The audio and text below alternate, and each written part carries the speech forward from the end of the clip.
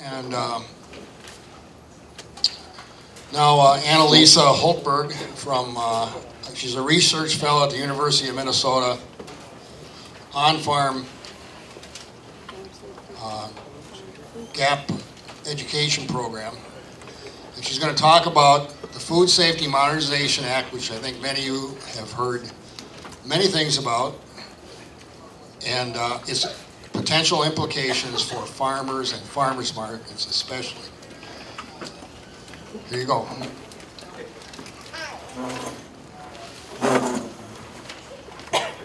Thanks for having me. Thanks, Bill. And everyone, feel free to move and bop around. I do a lot of work with students and farm to school, and I'm used to seeing up and down and bopping, so feel free to bop.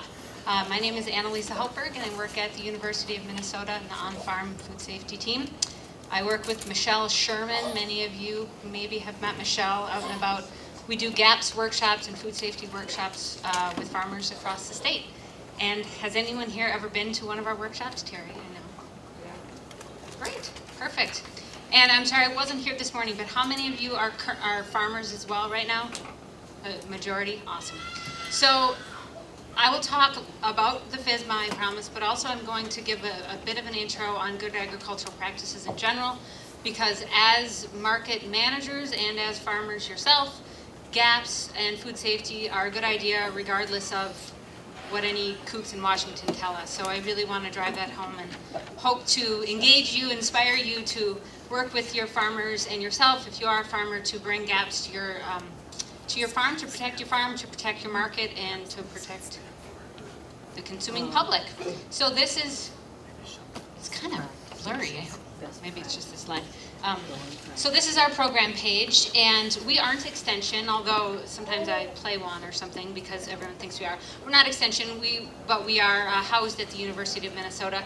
And you can see some of our key resources here. So one of the things that we have is this, and that's the food safety plan template.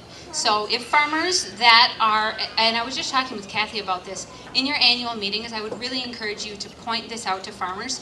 So this is a template. We give it out for free at our workshops, and this is also a free download from our website. And it comes in a Word document so that the farmer has this Word document that they can then change for their own operation. So it's a template, it goes over, it has standard operating procedures, it has the background of the farm. That's a really great resource as farmers implement food safety plans, as they should. The second thing that I want to bring up in light of the conversation this morning about hand washing stations at the market is that we have developed this handy dandy 4-page description about how to build a $20 or less hand washing station, portable hand washing station. So we created this for use on the farm. It could be used anywhere. It could be used at your house, but it would be great to be used at the markets. And so we used all reclaimed wood, and it has a dishwashing drawer that you can pull out, and that holds the single-use paper towels, because they do have to be single-use paper towels, or a washcloth that then would just be used one time and then washed in the washing machine. And then it has a 5-gallon blue thing that we picked up at Fleet Farm or Farm and Fleet, depending where you're at. And then that has a continuous valve water flow thing that comes out. So it's not the kind that you have to depress like the Coleman thing. And that's strapped on with a bungee cord. It has soap, and it has a bucket to catch the water. And that's it. And then a garbage can, a covered garbage can. And something as simple as that is what we help farmers implement. We really try to talk about practical measures. It's nothing pie in the sky, it's washing your hands. And if you ever come to one of the workshops, you'll hear Michelle say it probably 600 times, right? Wash your hands. She's a nurse too, so we get a lot of that. Again, food safety is much bigger than the FSMA, and regardless of what they say, I really hope that you can help farmers understand that it's important, and that it's, in some ways, they're probably already doing it. It's common sense. After we use the restroom, we wash our hands. But GAPS takes it one step further and says, okay, well, yeah, you might do that, but do you have a policy that says that? Is it documented that you then told your employees to do that? So that if something did happen, you could then go back and say, no, you know, I do a training with our employees on our farm, and they do wash their hands, and there are portable hand washing stations a couple around the farm, so that you have those bases. One other thing is I think it's really important to understand the why behind this, so that we're not just doing this because someone tells us to, but we're doing it because it's the right thing to do. And a quarter of the people walking through your markets at any given time are immunocompromised. And that means that they are elderly. They have had a transplant. They might have undergone chemo. I mean, we all know someone who has had cancer or ourselves had. So this is serious stuff, and we're not just talking about it because it's fun to talk about, because it's frankly really not. Farmers don't usually want to talk about this. They want to talk about marketing and growing. So it is really important to protect your market. And if a foodborne illness kind of came back to your market, it could be potentially pretty bad. We all know what happened with the cantaloupe, salmonella scare. It's not fun. So let's try to prevent it. And that's kind of where FSMA is going with the prevention. So what is the most commonly implicated vegetable in foodborne illness outbreaks is leafy greens. Melons, cantaloupe. So the cantaloupe, does anybody know why the cantaloupe, as opposed to the watermelon, has the issues? That webbing. And it's porous, exactly. And our melons are growing on the ground. Tomatoes, green onions, herbs, and the others. So the FSMA separates food into high risk and low risk, or exempt and non-exempt. And all of these things are not exempt because they are a high risk product. So what is the FSMA? It was signed into law by President Obama on January 4th in 2011, and it is a way to overhaul our food safety rules and make them less about, you've heard this public health term, surveillance. They want to get away from the surveillance, the detection, the reaction, and move towards the prevention. So that's the rationale. They sought input of different farmer groups along the way, and they're right now seeking input as well. I wanted to add this slide very briefly just to say that some people say, well, okay, so we know those 5 products are the most likely to make people sick. Why don't we just regulate those 5 products?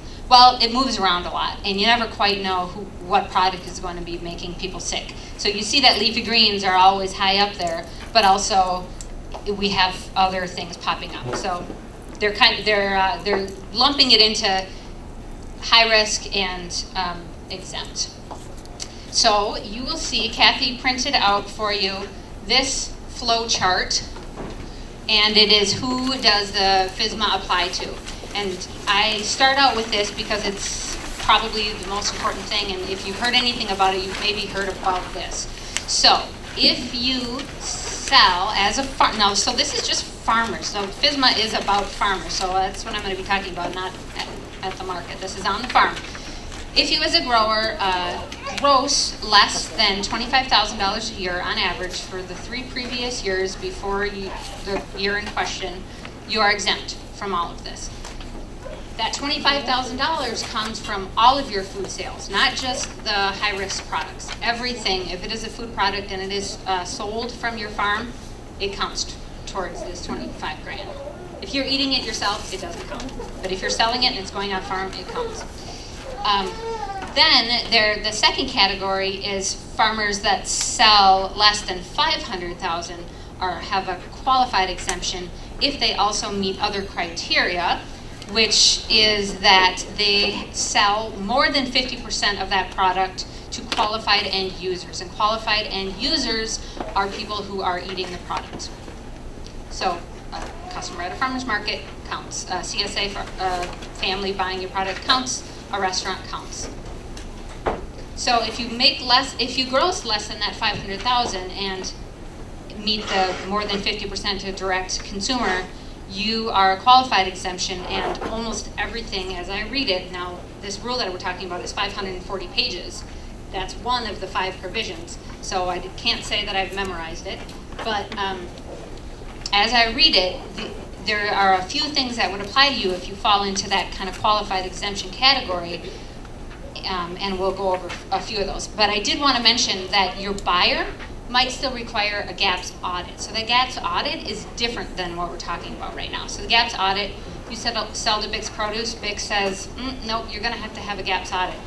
You can't say, oh, but FSMA, I'm exempt. No. They, as a buyer, get to determine that. That's their prerogative. And if you don't want to sell to them, then don't get a GAPS audit. Or do get a GAPS audit, come to a GAPS workshop, figure it out, and then have that third-party audit come in and check you out. If you guys have more questions about audits, we can go over that a little bit later. But very few farmers in our state have undergone a GAPS audit. It's very rare. So we're not encouraging people to go out and get an audit if you don't need it, certainly not. So this is the page that you're looking at. And then I also want to draw your attention to the right there, that blue section. It probably applies to us the most clearly here. So if you are exempt from the FSMA, you still are not exempt from things like the FDA Food, Drug, and Cosmetic Act, EPA standards, and even if you are exempt, all produce now requires a label. So farmers have to put on their produce box, if it's going to a restaurant, your name and a complete farm address, or at a point of sale at the market. So this is in the proposed rule. This could change, but as it's written right now, that's the rule. So if you think that you don't want to be giving out your full farm address, you should go to the FDA and comment on that, because that's how it's written right now. So that's what I just said.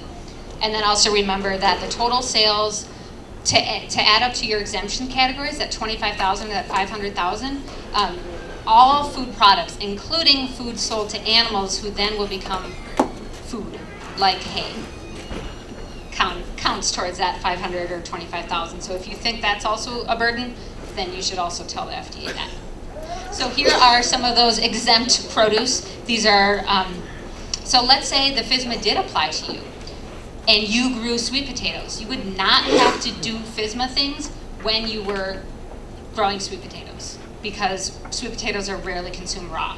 As is sweet corn, as is kale. Our friends in Crookston know this is a sugar beet and a pumpkin, and who knows what that is? Artichokes. I think it's artichokes. Yeah, it's hard to tell. It's artichokes. I threw that in there to see if anyone was growing them. So there are 5 provisions to the FSMA. The one that we care about is this long name, often called the Produce Safety Rule. So the other ones, I have to say, if we think this is burdensome, the ones that are affecting like importers and food facilities like our Big's Produces of the world are much more cumbersome. But that's not to say that there is not some issues in here. So I do want to say that this is all just proposed language, and it very well might change. One of the thing is, now this, correct me if I'm wrong, but as it's a Department of Health rule right now that if you're buying produce or anything from another farm and reselling it, you have to register as a food, to get a food license. I think you have to get a license to do that. So this would be just another step. If you were doing that, you would have to register with the FDA, but there isn't a fee for that right now. It would just be a matter of telling them that you're doing that. So I thought I would bring that up. So there's a couple provisions that are the most talked about within the Food Safety Modernization Act Produce Safety Rule. First is agricultural water, and second is manure.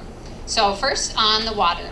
So agricultural water, it doesn't matter. Agricultural water is defined as water that is used on the covered produce, means the non-exempt. That means think of high-risk produce, which is intended or likely to contact the produce or food contact surfaces. So that's water for use in overhead irrigation, in sanitizing and washing your 3-bin sink, or your your areas where you're processing and washing your vegetables. That's wash water, that's rinse water. So the first thing is that now, oops, it's a little, can't really see the bottom, that's okay. The one caveat here is there are many, many provisions within this rule. I picked out some of the big ones, and I will draw you to their attention, but there might be more, so you're gonna have to check it out yourself too. You're basically inspected to look at your water source. You're required to look at your well. This doesn't mean you have to hire someone fancy. Just look at your well, look at your hoses, look at the source of water that's coming out, and make sure that it's in good working order. And if it's not, get it fixed. Second, you have to test the quality of your water. Now the frequency of getting your water tested once a year, unless you're on a municipal water, is a good idea. And we definitely recommend that. And now, Kathy, I know that you had said you were paying $80-some for these water tests. But, you know, I've heard that like the Minnesota Valley Lab and some counties are more in the range of $30, $40. Yep. How about if you are pumping from a river onto your produce? Is that allowable, or do you have to have that tested periodically? You have to get that tested a lot. So a surface water would be more in the tune of like every week. Yeah. So, but if it was rainwater, then you're not. Yep, because I mean, that's if it just comes on sure. the ground, Oh, of course, yeah. Then you're okay. Yeah, you can't test rainwater. Nope, definitely different. So using a pond or a stream is considered a high-risk activity. And so there is all these different matrices based on what you're growing. So if you're growing a high risk, if you're watering that lettuce versus a watermelon, yep, versus a potato, how you're applying, if you're doing that with drip irrigation or if you're doing it with overhead, and how you're using that water. But I think regardless of the crop that it goes on, that surface water has to be tested like once a week. So we have a grower that does that. Yep. And I have questioned the Quality of the water, yep. Where the source So is, if people are doing that, I mean, if they can get enough pressure to be doing drip with that, that would be on the ground, yes, yeah, much would be much better. Much better. Yep, and on low risk crops to start with. Yep. Okay. So yes, we definitely know of people using that for those kind of crops, and I think that's okay. Okay. Of course, you have to change situation by situation. Yep. Yep. So that's where a food safety plan can really be helpful, because they can lay out exactly what they're growing and their methods of irrigation, and it kind of like draws it to a focus. Oh yeah, I'm using pond water to water my strawberries. Ooh, that's a problem. So it helps you do that risk assessment, and identifying that risk is the first step. And then you take steps to minimize it, but maybe it's a matter of only watering a few types of commodities. So let's get through this. Sure, yeah, and we can hopefully have time for question and answer, and then if we have more questions that I can't answer, we'll write them down and get them back to you. So the water that you have tested has to be done through a reputable lab. Like I said, all of the counties do the testing. They have to meet certain criteria for E. coli. Now that also varies by the commodity and how the water is being used, and that language is all in the produce safety rule. And the water for the washing, now this is regardless of the FSMA, but water has to be potable when you put it on your vegetables. It has to be drinkable water that you would drink. It doesn't matter if you are putting vinegar or chlorine, it really doesn't matter. It needs to be drinkable when you're having it contact your food safety, your food contact surfaces or your produce. Second is this big fancy word that they give for poop: biological soil amendments of animal origin.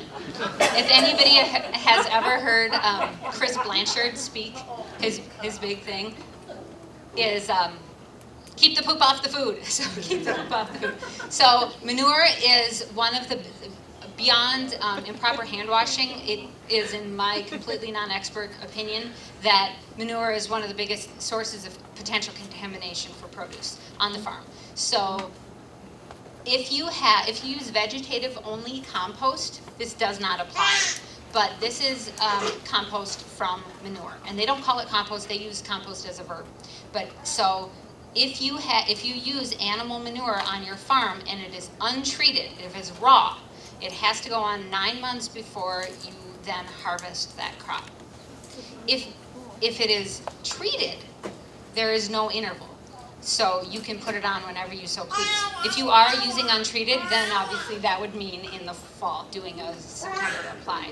If crops are still in the ground, I completely understand that is a burden, and so I think you should tell FDA about that. And then also there has been discussion that I'm sure you're well aware of, that might be in conflict with the NOP guidelines. So if any of you are certified organic, how does this interplay with the NOP? And this is something that, Michelle's on these phone calls with our GAPS collaborators nationwide, and this is changing.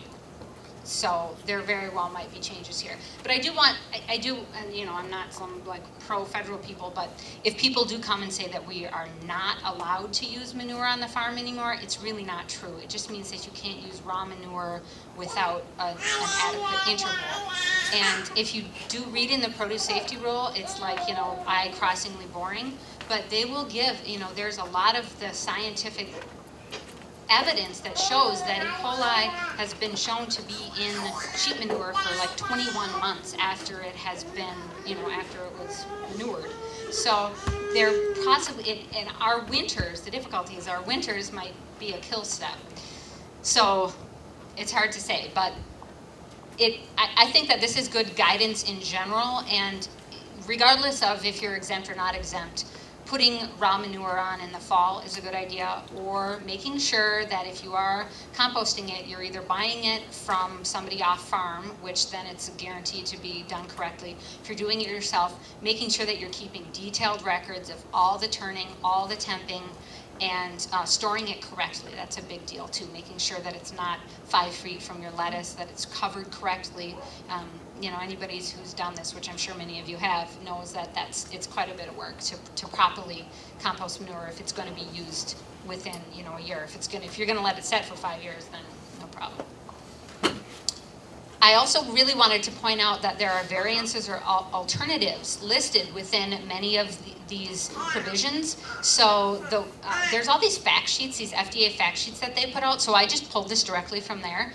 And specifically, these are some ones that they pulled out. So these are things that if you are not exempt and this applies to you, you can say, you know what?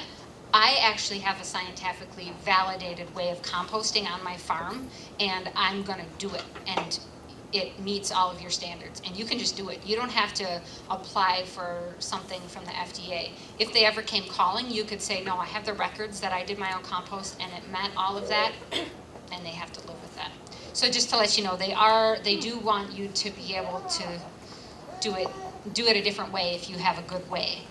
Agricultural teas are also counted as untreated manure, but there might be alternatives for that.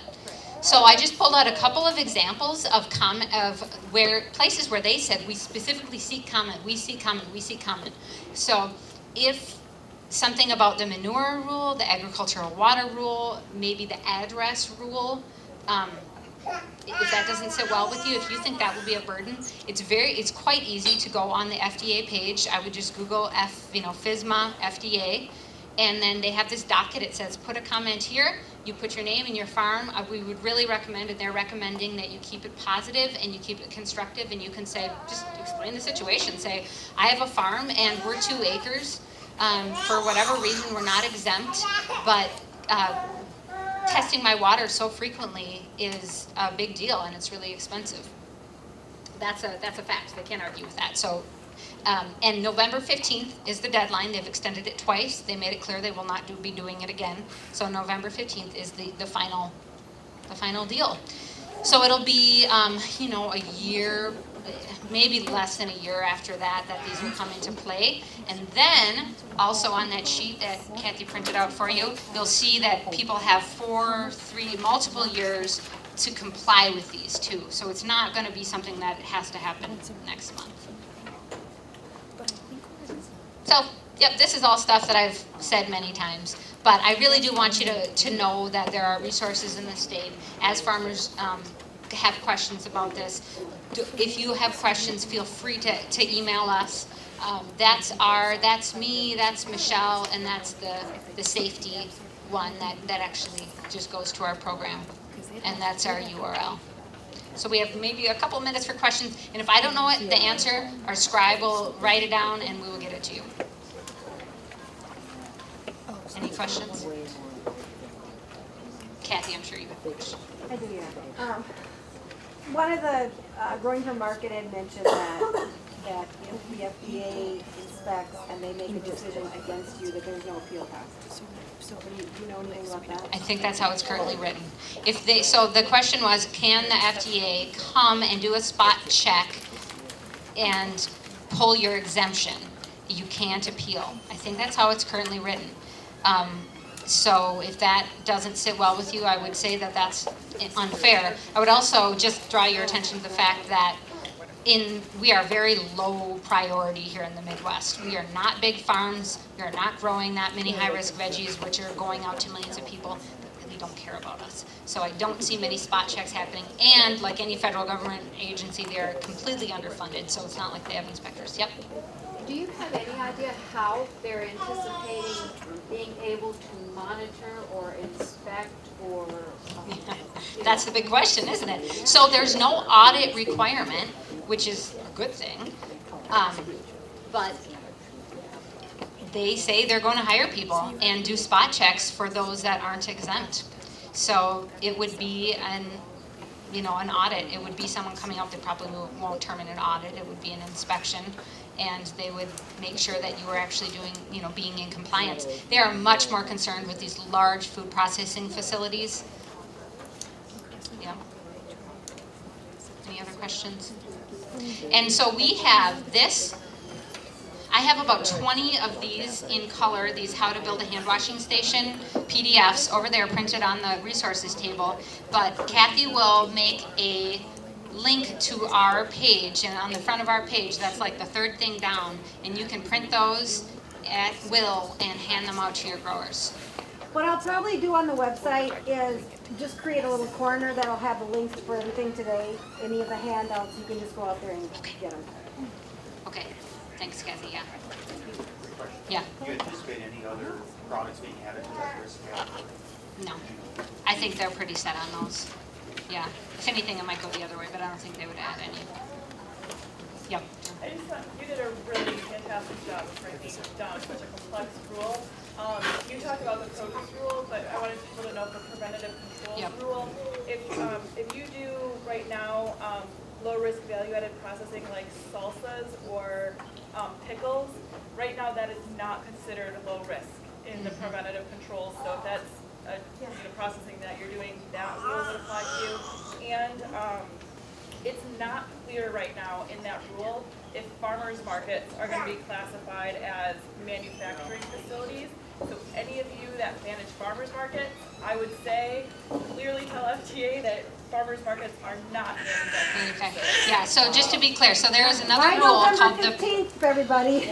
it's called the Preventive Controls Rule. And that is for people who are manufacturing food. So there is some talk that a farmer's market might be considered a preventative, or considered a manufacturer of food. And if you fall under that preventative controls rule, you have to have a preventative controls plan. I'll just add to that. I will have my comments for our farm and for our Farmers Market Association on our website on Monday. Okay. So if you want to look at what we commented, we're basing ours off the National Sustainable Agriculture Coalition's comments.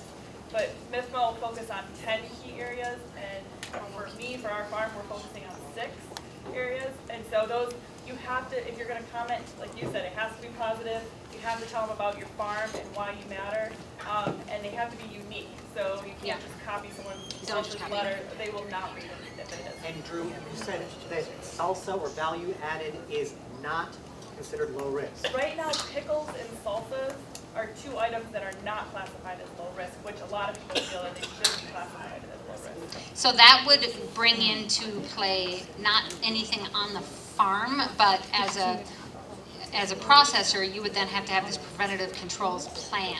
I wonder how that affects the Minnesota pickle bill. It doesn't matter. I think it would kind of be regardless. It's not okay when you do your pH Yeah, testing which would and you also be in document? direct conflict. We have our own. I mean, I don't know about the likelihood of that happening. I actually don't know. I'll see if We'll Michelle's heard. we'll do some research on that Yeah. and get it out through the listserv, you Yeah. guys, because that's gonna run. Yeah, and so I really don't want to flame any, fire, do any flames, whatever. But just, I will do a little bit of research. And so I would look at the preventative controls bill as well. And I will point out that on the FDA page, they have those great fact sheets. So if you don't want to wade through 540 pages, which I'm assuming you don't, those fact sheets. So like NSAC and these other guys do have fact sheets, but I would recommend just going to the FDA fact sheets because it's the FDA. They're the guys. wrote it, and so they're gonna have the most authoritative fact sheets. And they're pretty, they're 2 pages each. So they have one on the preventative controls. So you can see, okay, if we did have this salsa and we weren't exempt, what would falling under the preventative controls really mean? So that when you're making a comment, you don't just say, oh, I don't want to fall under that, it's terrible. You can say, actually, these are the parts that would be a burden. So the comments don't have to be positive, but they do have to be constructive. So that's that.